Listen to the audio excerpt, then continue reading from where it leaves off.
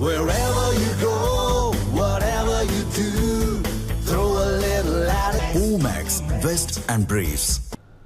மாதாந்திர உதவித் தொகையை உயர்த்தி வழங்க வலியுறுத்தி சென்னை சிவானந்தா சாலையில் 8வது நாளாக மாற்றுத்திறனாளிகள் போராட்டத்தில் ஈடுபட்டவர்களை போலீசார் கைது செய்தனர். இதுகுறித்து நமது செய்தியாளர் புவியரசன் வழங்கும் கூடுதல் விவரங்களை கேட்கலாம். புவியரசன், விவரங்களை வழங்கலாம். வணக்கம் விக்னேஷ். சென்னை சேப்பாக்கத்தில் உள்ள சிவானந்தா சாலையில் கோட்டை நோக்கி பேரணி செல்ல முயன்ற 200க்கும் மேற்பட்ட மாற்றுத்திறனாளிகள் கைது செய்யப்பட்டு வருகின்றனர். தமிழ்நாடு அனைத்து வகை மாற்றுத்திறனாளிகள் மற்றும் பாதுகாப்போர் உரிமைகளுக்கான சங்கத்தினர் சார்பில் நடைபெற்ற இந்த போராட்டத்தில் அனைத்து வகை மாற்றுத்திறனாளிகளும் பங்கெடுத்துள்ளனர். இவர்களது முக்கிய கோரிக்கையான உதவித்தொகையை உயர்த்தி வழங்குவது குறித்து தமிழகம் முழுவதும் மாற்றுத்திறனாளிகள் தொடர் போராட்டத்தில் ஈடுபட்டு வருகின்றனர். இந்த நிலையில் 8வது நாள் போராட்டத்தை சென்னை சேப்பாக்கம் பகுதியில் உள்ள சிவானந்தா சாலையில் 200க்கும் மேற்பட்ட மாற்றுத்திறனாளிகள் கோட்டை நோக்கி செல்லும் பேரணியை முன்னெடுத்தனர்.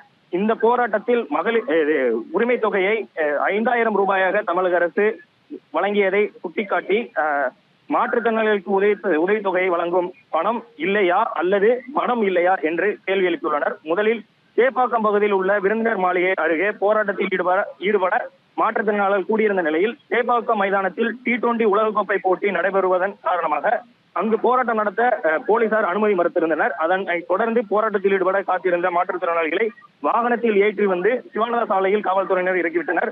அதன் பின்னர் சிவானந்தா சாலையில் மாற்றுத்திறனாளிகள் போராட்டத்தில் ஈடுபட்டனர். அவர்களை தான் போலீசார் தற்போது கைது செய்து வருகின்றனர். இவர்களது கோரிக்கை என்னவென்று பார்த்தோம்னா, மாற்றுத்திறனாளிகளுக்கு மாதாந்திர உதவித் தொகையாக 1500 ரூபாய் வழங்கி வரும் நிலையில் அதனை 6000 ரூபாயாகவும், கடும் மாற்றுத்திறனாளிகளுக்கு வழங்கப்படும் 2000 ரூபாய் மாதாந்திர உதவித் தொகையை 10,000 ரூபாயாகவும் உயர்த்த வேண்டும் என்ற கோரிக்கையை முன்வைத்துள்ளனர். அதேபோல் படுத்த படுக்கையாக உள்ள மாற்றுத்திறனாளிகளுக்கு மாதாந்திர உதவித் தொகையை 15,000 ரூபாயாக உயர்த்தி வழங்க வேண்டும் உள்ளிட்ட பல கோரிக்கைகளை முன்னெடுத்து இந்த போராட்டத்தை முன்னெடுத்துள்ளனர்.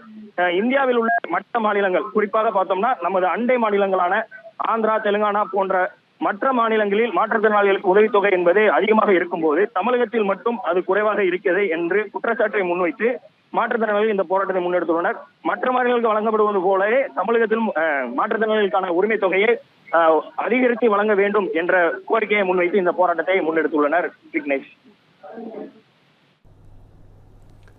விவரங்களுக்கு நன்றி புவியரசன்.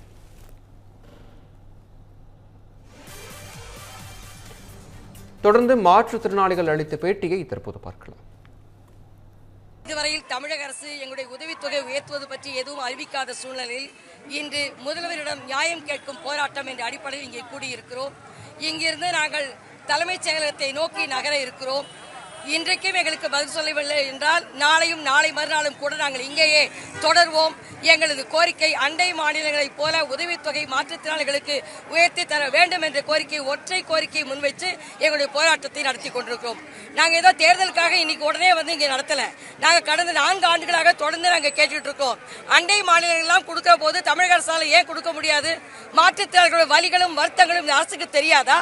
மாற்றுத்திறனாளி துறைக்கு பொறுப்பாக இருக்கக்கூடிய தமிழக முதல்வர் அவர்கள் எங்களுடைய சிரமங்களை புரிந்து கொண்டு அண்டை மாநிலங்களைப் போல் எங்களுக்கு உடனடியாக உதவித்தொகையை உயர்த்தி கொடுக்க வேண்டும் என்ற போராட்டத்தை வலுவாக இன்றைக்கு நாங்கள் தொடர்ந்திருக்கிறோம் மீண்டும் என்பதை நாங்கள் தெரிவித்துக் கொள்ள விரும்புகிறோம். இன்னும் சட்டமன்றம் 3-4 நாளைக்கு இருக்கு.